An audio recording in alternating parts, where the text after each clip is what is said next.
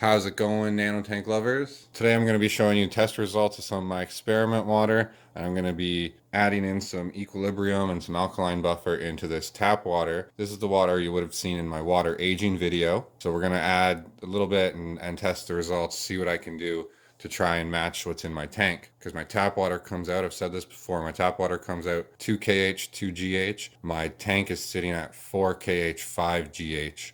And I do actually want to bump the GH up to like a 6 or a 7, but I want to do it slowly. I want to see if I can match this water perfectly, so I want to get the KH up 2 degrees and the GH up at least 3 degrees, if not 4. Okay, so the dosing here, it says to use 1 teaspoon for every 20 US gallons. I like to work in gallons for this because I have a 5-gallon tank, so it's easy to do the math. I just divide by 4. So their recommended dose would be a quarter teaspoon for my tank, and it would raise the KH by 2.8 degrees. Now I just need to raise it by 2, so I'm going to do a bit less than a quarter teaspoon.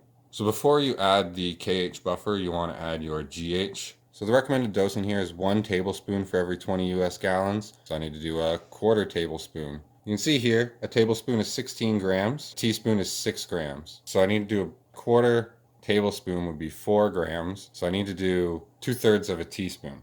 So ideally I would use a quarter teaspoon scoop and a 1/3 teaspoon scoop.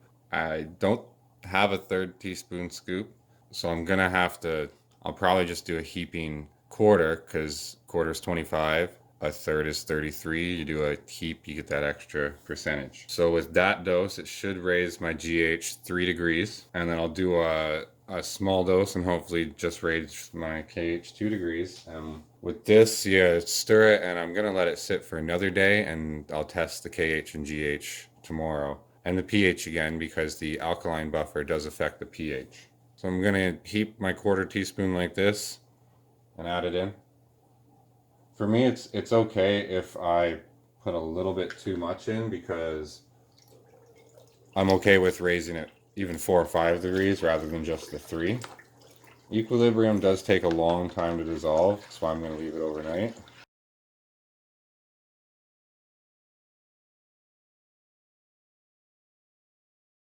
It's good if you have an air stone as well. I don't have an extra pump right now. That's coming in the mail.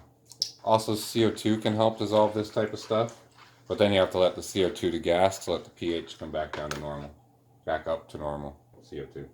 So most of the equilibrium is dissolved in there now. There's just a little bit of residue that I'll continue to mix up for a little while.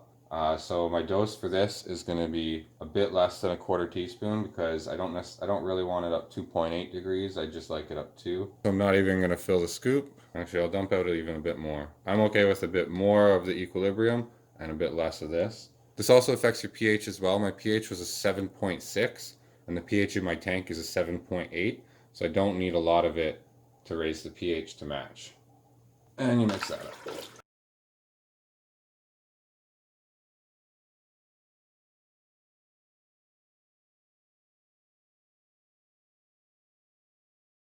So I'm going to keep stirring this every little while until it all dissolves. I can probably test it once it all dissolves, to be honest. I don't have to wait necessarily till tomorrow morning.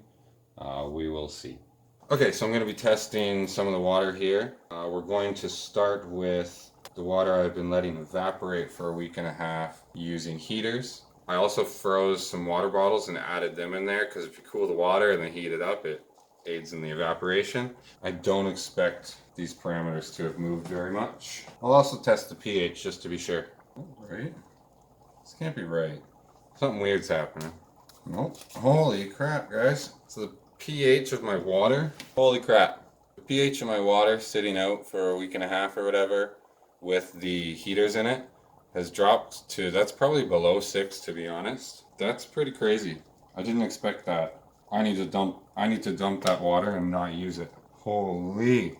Oh, good thing I tested the pH. Jesus. See what the KH is. KH is still 2 and the GH is still 2. So leaving the water out for a week and a half with heaters in it to let it evaporate only changed the pH down to a dangerously low level. So you want to let your water age, but not too long, I guess. It is producing biofilm. I think that water started cycling. Gotta keep mixing the equilibrium every now and then because I don't have that air stone to circulate the water. So now I'm going to test the water that has had the root tab leaching into it. This also had a full teaspoon of alkaline buffer added to it about a week ago. I'm still playing around with all this stuff. Normally I just use tap water. So the water with just the heater, no alkaline buffer, was probably below a 6. This water with the alkaline buffer, the buffer is maintaining the pH.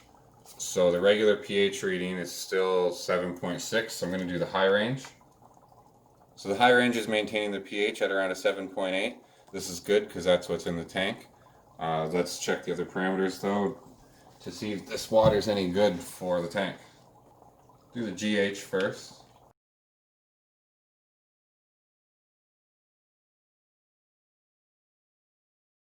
So the GH is about 6 drops after a week and a half of the tab leaching.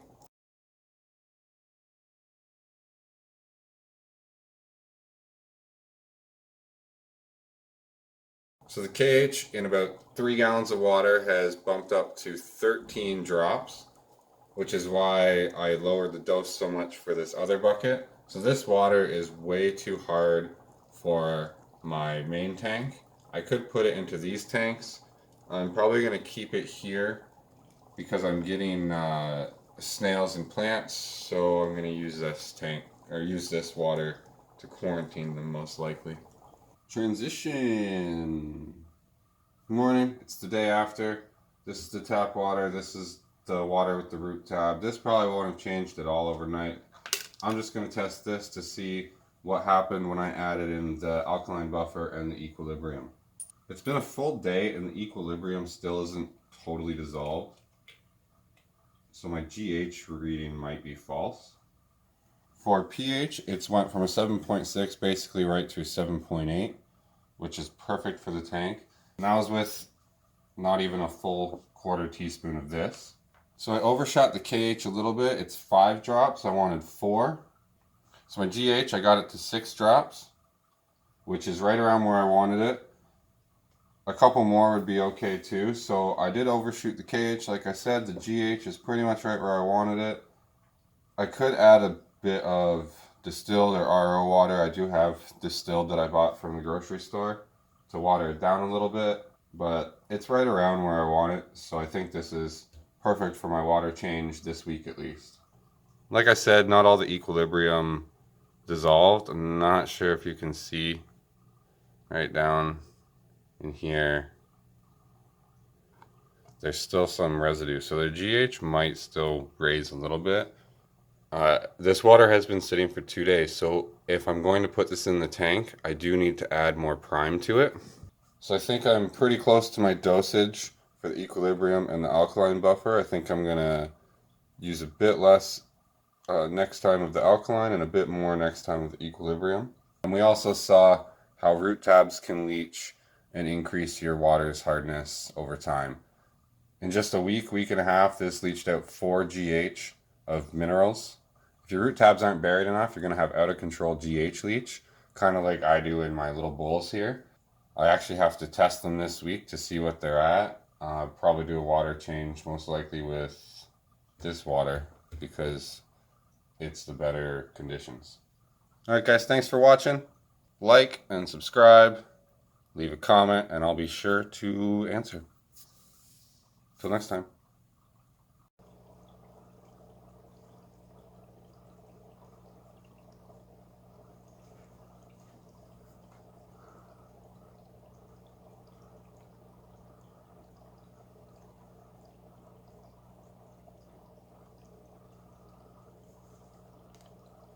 So I'm going to get a heap like this. Oh, where's the camera? And this I want. Fuck. Let's rinse all these fuckers out. Happy little test tubes. There's no mistakes in nano tanks, just happy little fuck ups. Probably just cut all this because it's fucking boring. Or I could time lapse it. Time lapses are only fun if you're actually doing something. Dummy. Dum dum. Dum dum. Shit, I put 2 drops in at once. Oh, my back. Let me set these up all pretty. Gonna clean up all this stuff so that my fiance doesn't yell at me.